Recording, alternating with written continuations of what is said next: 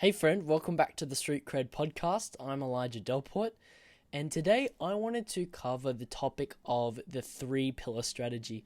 Now, this is a strategy that I have developed within Wink Films as a content strategy that streetwear fashion brands can use in order to help them convert social media customers.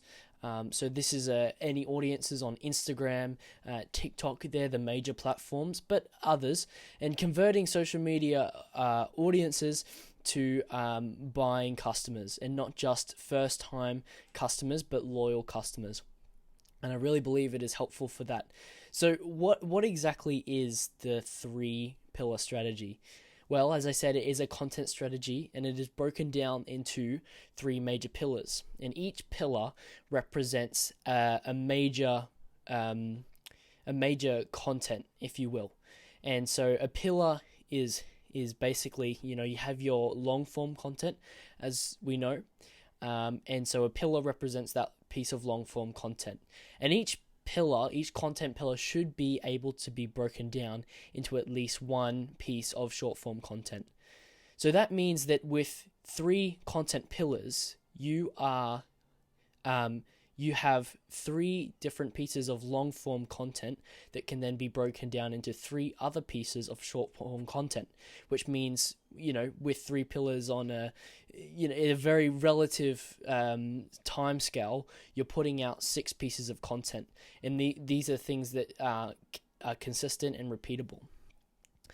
But with each pillar, there is also a criteria that each pillar has to fit into, and this is used when deciding what sort of content that you're using. And the first one is that the first criteria is that it must be aligned with your streetwear brand's specific beliefs, values, and embodied lifestyle.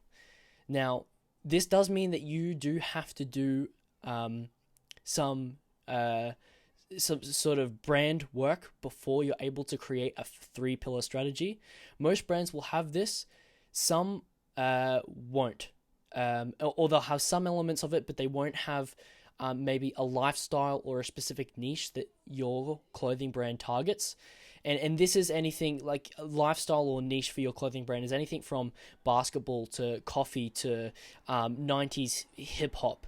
And it is something that your streetwear brand can embody in your clothing designs, but that's just on one level. It is something that your brand then embodies through the content that you put out to the world. And that is why the first and most important criteria, and as a priority, the first criteria for each pillar should be that each piece of content in each pillar is embodying that specific belief, value, or embodied lifestyle that your brand has.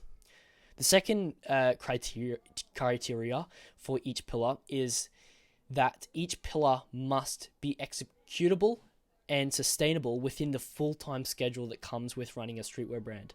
So in a streetwear brand, there are lots of other tasks that you have to do in terms of admin, in development, in design. And sometimes content outside of campaign content, so promotional stuff, anything outside of that is just disregarded because there's just not time for that. But this idea is that it doesn't have to be, and it just needs to be done in such a way that it is able to fit in with a time schedule. So this is creating systems and processes. This is how can I maximize my time? What am I already doing that I can create content out of? And that looks different for every brand, but this is the second most important and second priority when considering what are each of my content pillars, and is this something that I'm going to be able to sustain? Because the idea is a content pillar is something that is repeatable. It's a piece of content that can be almost a series in a sort of way. Third and final criteria is each content pillar must have the ability to be expandable and broken up into smaller content pieces. I already went over this. It's quite self-explanatory. I don't think I need to do that again. But why, you ask, why three content pillars and not four? Well, the reason we choose 3 and not 4 is that it remains a manageable undertaking to sustain for one person or a small group working within a streetwear brand. And this ties into the criteria that it has to be sustainable. It has to be something that you can continue doing because brand content or non-campaign content needs to be something that carries on outside of campaigns, outside of your clothing drops, and happens exterior to that. So that's why we choose 3 and not 4, because there is a long list of tasks. So keyword there, sustainable. And yes, sustainability and effectiveness can coincide when done the right way. And why 3 and not 2?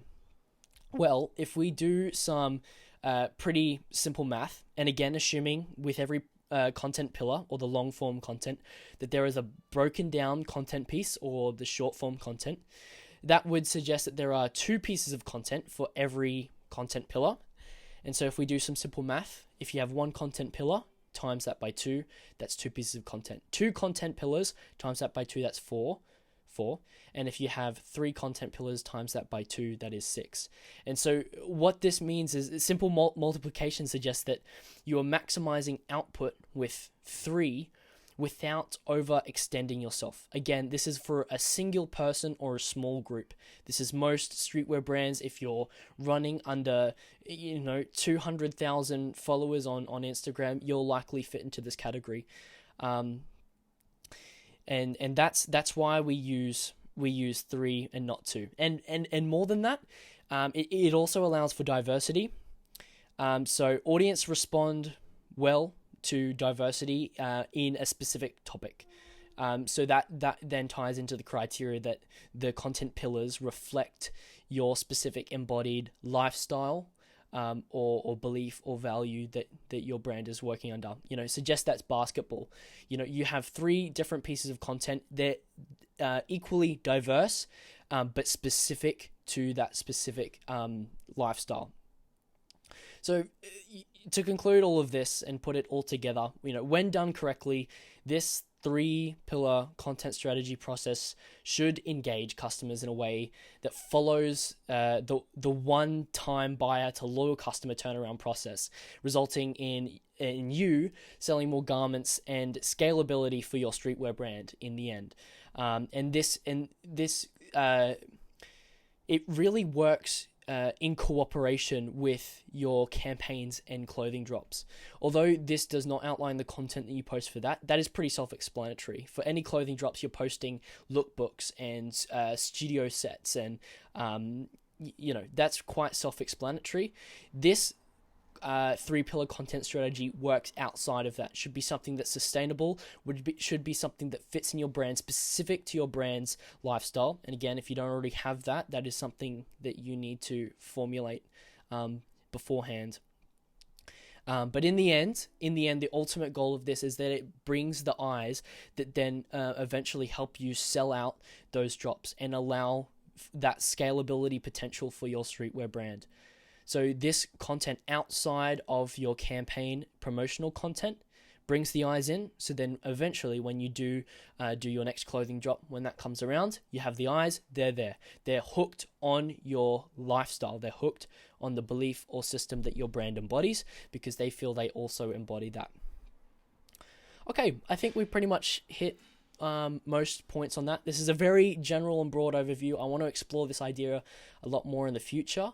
And so please help me with that and understand the holes and flaws I've missed in this concept. You can send me a question by emailing me by Elijah at winkfilms.com, ELIJAH, Elijah at winkfilms.com. Or if you are watching this on your respective platforms, you can add a comment, or if there's not an option, always the email. But thank you very much, and until next time, bye now.